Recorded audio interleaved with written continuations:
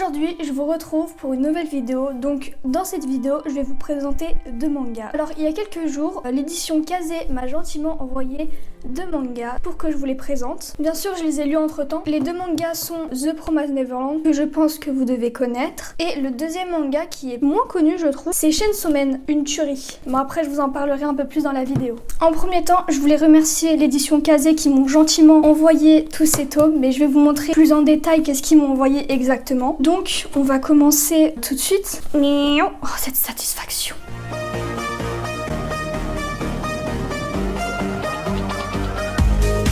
On va commencer avec Chainsaw Man. Je vais vous présenter le manga Chainsaw Man. Il n'y a pas très longtemps, ils ont sorti des coffrets donc du tome 1 et 2. Donc je vous ferai une petite image pour que vous voyez un peu plus en détail. Donc dans ce coffret, on a le tome 1 et le tome 2. Sachez que j'aime trop la couverture du tome 2. Et à l'intérieur, on a des cartes postales. Je les mettrai un peu plus en détail. Donc du coup, qu'est-ce que c'est Chainsaw Man? Attendez, j'arrive pas à remettre dedans. C'est un manga très récent parce qu'il est sorti seulement en 2020. C'est un manga réalisé par Tatsuki Fujimoto. Donc il est considéré comme un shonen. Un petit résumé rapide de Chainsaw Man. Ça se focalise sur le personnage de Denji, ce petit personnage là. Alors il faut savoir tout d'abord que dans Chainsaw Man, on est dans un monde où il y a des démons. Et pas n'importe quel démon. On a des démons par rapport à des objets, par rapport à des éléments. Par exemple, je sais pas, imaginons ce crayon là. Il pourrait totalement exister un démon crayon. Et en gros, Denji, qui est un personnage assez spécial. Il a comme chien domestique, on peut dire ça comme ça, un petit démon tronçonneuse beaucoup trop mignon. Genre vraiment, je tombe amoureux de ce perso. Donc il s'appelle Pochita. Donc ce personnage super kawaii, non mais vraiment, on dirait même pas un démon. Ils vont se lier d'amitié. Sauf qu'il y a un problème. Denji a une énorme dette. Pour essayer de survenir à ses dettes, il va se mettre au métier de Devil Hunter. Donc qu'est-ce que c'est Devil Hunter? Bah tout simplement, Devil, démon, Hunter,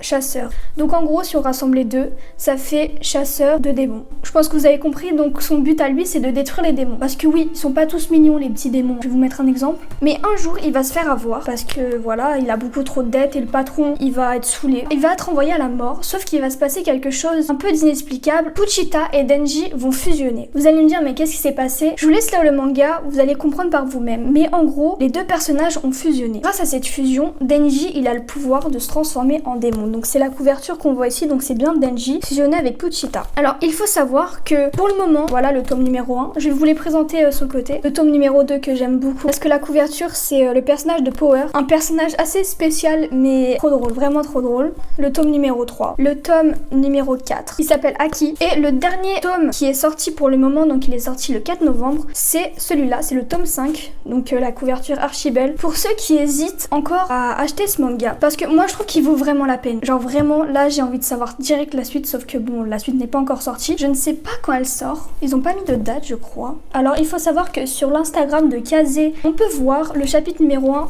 de ce tome là. Donc peut-être ça vous permettra de vous mettre à fond. Le chapitre 1, il déchire. C'est 5 mangas. Je les ai lus en moins d'une semaine. Moi, ce que j'aime bien avec ce genre de shonen, c'est que quand il y a beaucoup d'action, du coup, il y a moins de vocabulaire et du coup, c'est que des images. On a tout le temps envie de tourner la page pour savoir la suite. C'est un truc de ouf. Les personnages, la profondeur qu'ils ont. Moi, je trouve qu'il y a quand même pas mal de personnages et ils sont assez bien développés, je trouve. Il faut aussi savoir que cet auteur, Tatsuki Fujimoto, a aussi fait, je sais pas si c'est une femme ou un homme par contre. L'autre manga, c'est celui-là. C'est Fire Punch, qui a l'air aussi passionnant, qui est aussi dans l'édition Kazé. Si je pouvais vous conseiller un manga shonen pour cette année, ça serait tout de suite Chainsaw Man. Il déchire, hâte de voir la suite, vraiment. Il est aussi disponible sur Amazon, sur la Fnac, partout. Parce que comme c'est le confinement, on peut pas trop sortir du coup.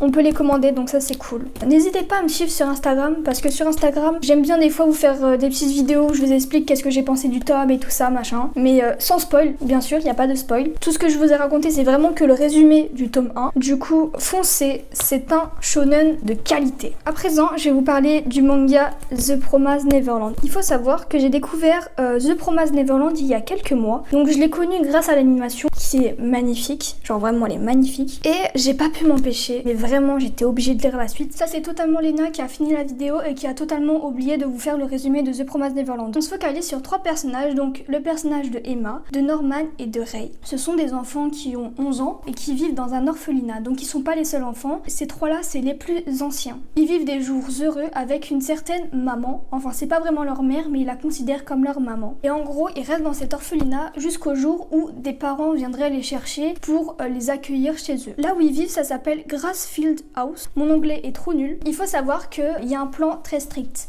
Donc il y a l'orphelinat, donc c'est une petite maison. Ensuite sur les côtés, on a une énorme forêt et après on a un mur. Donc en gros, les enfants ne peuvent pas s'échapper. C'est la règle, c'est comme ça. Ils ont interdiction de s'approcher d'un énorme grillage. On va voir la petite Connie, donc le personnage qui est là, qui va partir voir ses nouveaux parents, qui va devoir quitter l'orphelinat. Sauf qu'elle oublie son doudou qui s'appelle Little Bernie, qui est un petit lapin. Et donc cette Connie va oublier son petit doudou Little Bernie. Norman et Emma sont super gentils. Ils décident d'aller la voir pour lui donner son petit lapin. Ils n'ont pas le droit d'enfreindre cette règle, mais ils décident quand même d'y aller. Et en y allant, du coup, le grillage va être ouvert et ils vont découvrir quelque chose qui va les traumatiser. Je vais pas vous dire quoi, n'essayez pas, ça ne sert à rien. Ils vont se dire, on doit partir d'ici, c'est une question de vie ou de mort. Mais qu'est-ce qui s'est passé? Qu'est-ce qu'ils ont vu? À vous de le voir.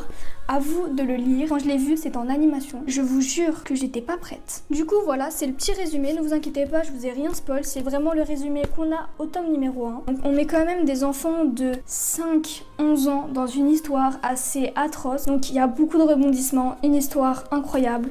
Je vous conseille fortement. Kazé m'a gentiment envoyé 2 coffrets. Bah oui, parce qu'ils font des coffrets beaucoup trop stylés. Je les ai ouverts, hein. Je n'ai pas lu la saison 1 en manga et je vous jure que je redécouvre l'histoire. Genre vraiment, je connais l'histoire, mais je la redécouvre d'une autre façon parce que je vois tous les petits détails et c'est toujours bien quand on regarde un animé ou on lit un manga, on le relit ou on le re-regarde parce qu'on voit tous les petits détails qu'on ne voyait pas avant. Le premier coffret, je me demande s'il n'est pas sorti le 4 novembre aussi. Donc c'est un coffret qui contient le tome 1 à 3. Franchement, super beau. Et en plus, on a des cartes postales, mais trop cute. C'est pas archi beau? Pour Noël, vous envoyez à vos proches. Donc il contient les 3 premiers tomes. Voilà le premier. Le deuxième, je suis en train de le lire. Et le 2, du coup, il est dans ma chambre. Pas très professionnel, tout ça. Le deuxième coffret qu'ils m'ont envoyé, c'est le 4 à 6. J'aime trop parce que ça fait doré argenté, vous voyez. L'illustration, elle est archi belle. On a des cartes postales exclusives. Franchement, je les trouve tellement belles. Sérieusement, elles sont trop belles. Donc, pareil, dans ce coffret, il contient le tome numéro 4, le tome numéro 5 et le tome numéro 6. Pour ceux qui ont déjà vu l'animation, la saison 1, si vous voulez commencer le manga à partir du tome numéro 5. Donc dans le tome numéro 5, il y a un petit peu de la saison 1, mais c'est vraiment au tout début. Et après, c'est que la suite. Donc à partir du tome numéro 5, vous avez la suite de The Promised Neverland. Pour vous prévenir, normalement, la saison 2 de The Promised Neverland en animation sortira en janvier 2021. Si vous l'avez pas lu ni regardé, alors là, vous ratez quelque chose. Je suis tellement tombée amoureuse de ce manga que je le classe dans mon numéro 2. Dans mes 3 préférés, il y a One Piece. Je pense que vous l'avez compris. On a The Promised Neverland, je vous jure. J'ai jamais autant pleuré en lisant des pages. Trop d'émotions, trop d'émotions. Et en 3ème, c'est Death Note. Moi, ça choque beaucoup, mais m'en fiche, c'est mon avis. Il est aussi dans la catégorie des shonen. Et l'auteur, c'est Kaiyu Shirai. Je sens que j'ai trop décorché le prénom. Et le dessin, qui est incroyable, c'est Potsuka Demitsu. J'espère que j'écorche pas les prénoms. C'est un manga qui est plus long à lire parce qu'il y a beaucoup de conversations. Mais c'est ça qui est bien parce qu'au moins, on a plein de petits détails. Le dernier tome qui a été en vente, c'est le tome numéro 16. Je vais vous mettre une photo du tome numéro 16. Il est sorti il y a pas très longtemps, je crois. En tout cas, moi, si je devais noter The Promised Neverland, je lui mettrais un 10 sur 10 direct. Les personnages sont tellement profonds. Combien de fois j'ai eu des frissons? Chaque personnage est incroyable. Les antagonistes. Oh là, les antagonistes. Il y a un antagoniste. Je vais pas vous spoiler, mais son prénom commence par un L. Bon, ceux qui ont lu le manga, je pense que vous savez qui c'est. Il est incroyable.